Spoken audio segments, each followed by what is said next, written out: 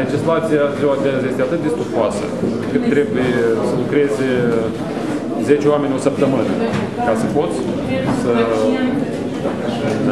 efectuezi procedurile, să desfășori toată procedura de sancționare a unui funcționar disciplinat, astfel încât să aplici sancțiunea eliberare din funcție.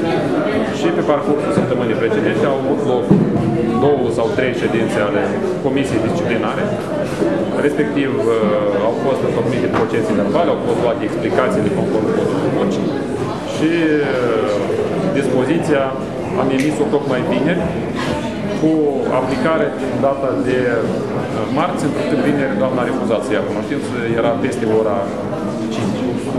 Și respectiv, astăzi dimineață urma la ora 8 să ia cunoștință de această dispoziție.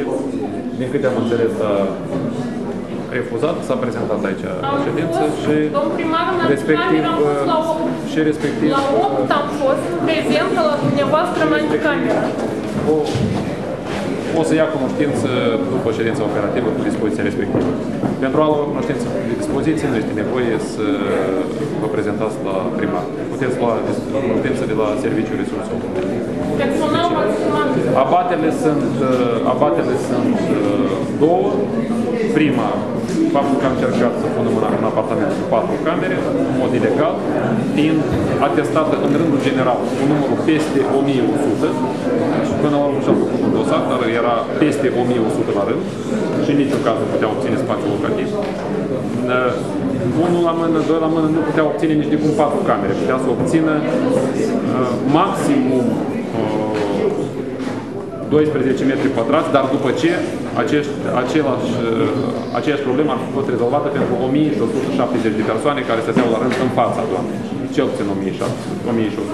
Că mai sunt încă 13 rânduri, adică după ce vreo 10.000 de oameni ar fi primit de la primărie ceva, atunci poate ar fi venit rândul. Și este în materiale dosarului, există, veți vedea, există atestarea în rând cu numărul 1100 și ceva.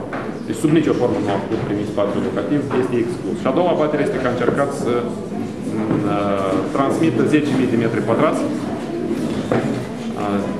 spațiu comercial unui agent economic. Mi-a transmis ministrul semnare o dispoziție conform căreia fosta uzină Alfa, 10.000 de metri pătrați, urmau să ajungă în arendă la un anume agent economic eclat modern sau ceva de genul ăsta. Ceea ce de asemenea prezintă abatere gravă, pentru că spatele trebuie transmise prin licitație.